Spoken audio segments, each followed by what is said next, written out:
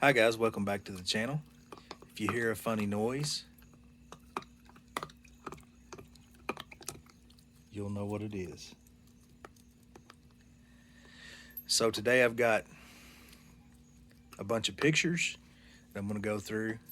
I'm going to play the pictures and try to narrate over top of them. And there's a lot of them, so I'm going to kind of go fast.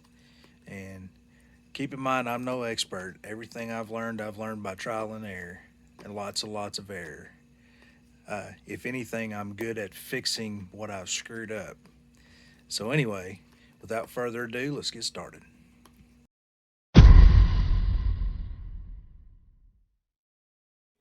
So here are the before pictures. As you can see, it was in a mess. The ceiling was a mess. Everything was a mess. The floor had a hole in it. All the cabinets were a mess. The outside looked okay. A few dents and stuff here and there, and the paint's faded.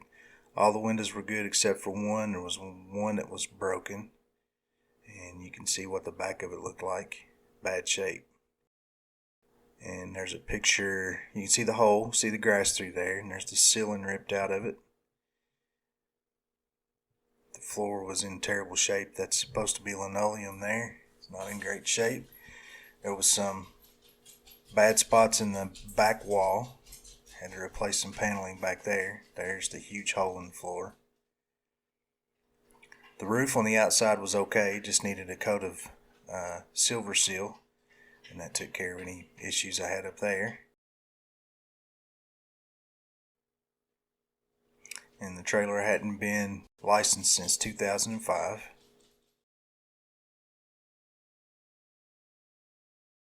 So here's where we pressure washed the outside of it. Looks much better. Removed all the running lights, tail lights. Got it cleaned up on the outside pretty good. Looks much better than it did.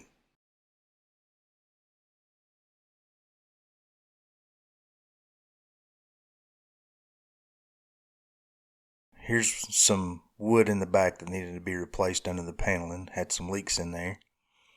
Replaced all that. Put some new insulation in. Put up new paneling. This is 1/4 inch birch plywood. Also used it on the ceiling. Used screws to hold it up, and then covered the screws with some trim pieces.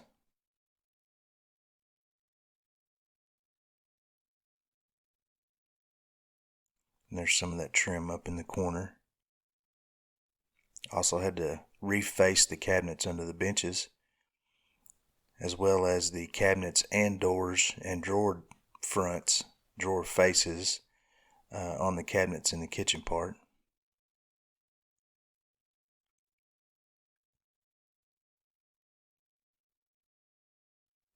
And there's the cabinets before. After I pulled the paneling off, the facing off, and new facing on, that's also the 1/4 inch plywood. Had to repair a few of the door faces and drawer faces, and also had to repair the closet door. The bottom half of it was, or bottom piece of it was not in good shape. This is the gas light that's in it. Repaired that and got it working. It runs off propane. And this is with the table up, so we can kind of see what it's starting to look like. These are pictures of the floor repair. As you can see, the hole is no longer there. Recovered everything. Had to add some bracing underneath where the floor was rotted through on the bracing.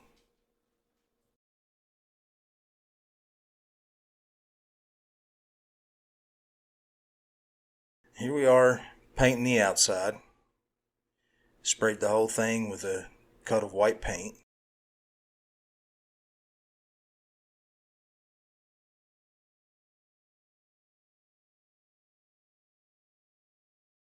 And then we also went back and sprayed ocean blue for the bottom color.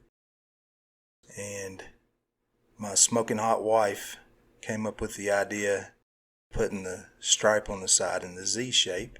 She got that from Pinterest, I'm pretty sure. Some new stickers, Shasta trailer stickers, in the front and the back. Here's some pictures of the silver stripe. Got one side done and then it got a little bit too cool for us to paint.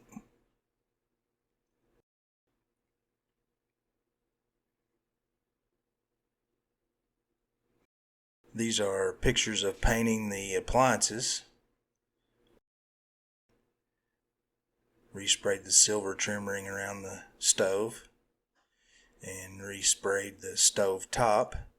And I don't know if you've ever painted a stove top before, but whatever material they use from the factory is very, very hard and it will not sand, and you can't get paint to stick to it very well. So we may end up having to go back and repaint those again, touch them up, or go a different route.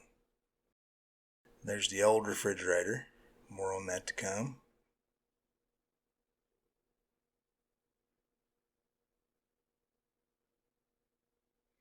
The jack stands we use under the back of it when we set it up. Cabinet handles. The tongue on the front. And the tank. We also spray painted the tank the same color as the camper, stripe and all. Installed the air conditioner under the bench seat, and I have it exhausting out the hatch on the side. Had to build a box, an enclosure around it to exhaust the hot air out the back and keep the cold air separate. Cold air exits through the door under the bench. There's the box all sealed up, and there's the hatch on the outside where the hot air exhausts.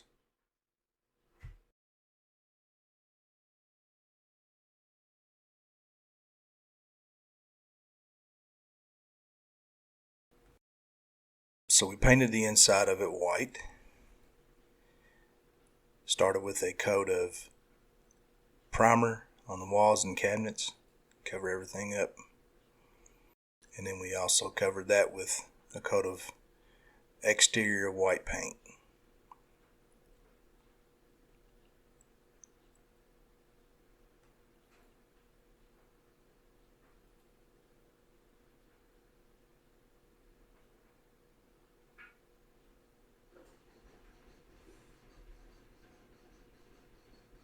So this trailer originally had a bunk in it, and it was in terrible shape, so we took it out and we're not going to put it back in.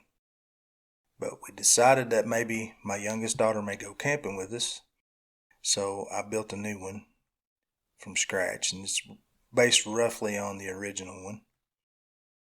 Hardware is different, and this is my wife working her magic with some stain, making a mountain design on it. And then we went back and painted white around it to make it match the rest of the interior of the camper.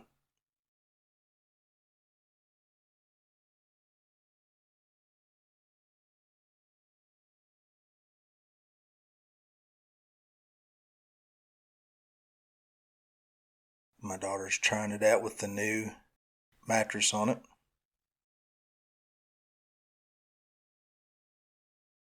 And that's with the cushion covers.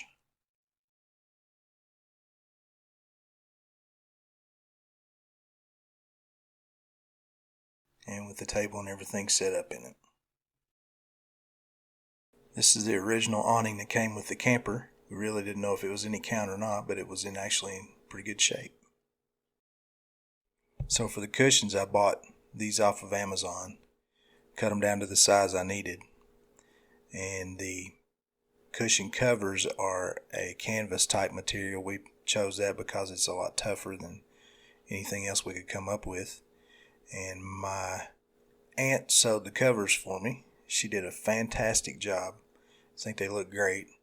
We've camped all this summer in them and used them, and they've held up fine.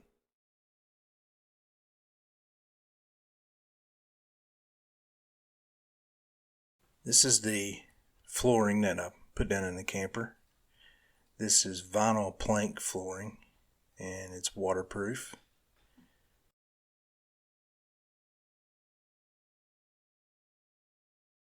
Of course, my smoking hot wife picked out the color and the design.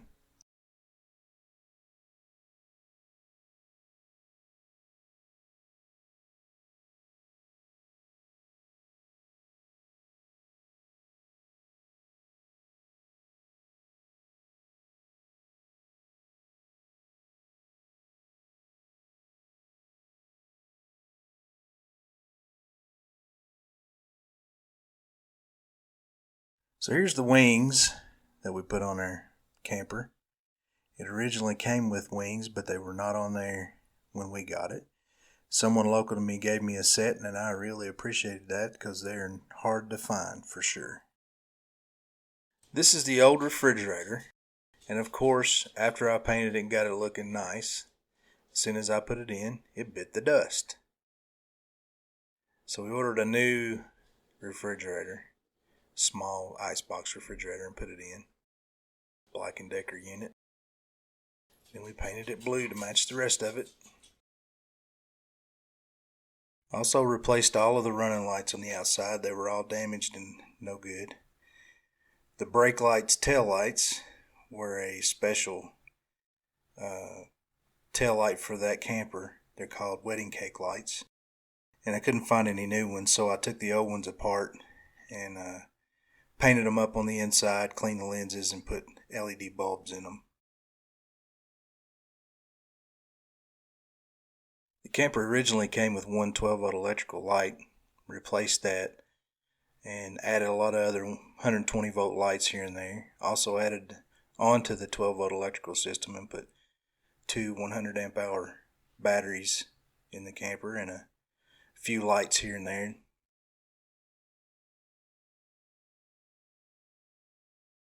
Also added, at first, one solar panel, 100-watt solar panel, and that was definitely not enough to keep the batteries charged, so I ended up adding two more solar panels, and we have a 1200-watt inverter, and this system will keep the refrigerator and anything else we plug up in there, small things, running for about 3 days before we have to charge, and that's with no sunlight at all.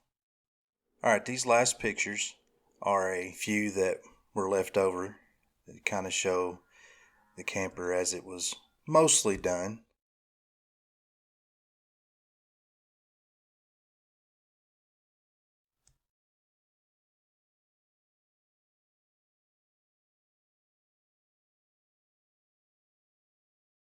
You can see there's a stripe missing. The stripes were kind of done here and there as the weather allowed because it was cold at the time.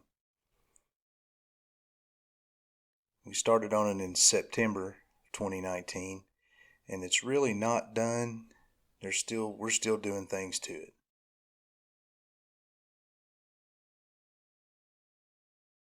Last but not least, these are Christmas pictures.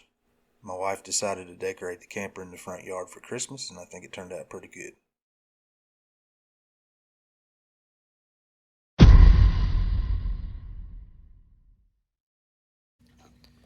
Thanks for watching, guys. And now we got another one doing it.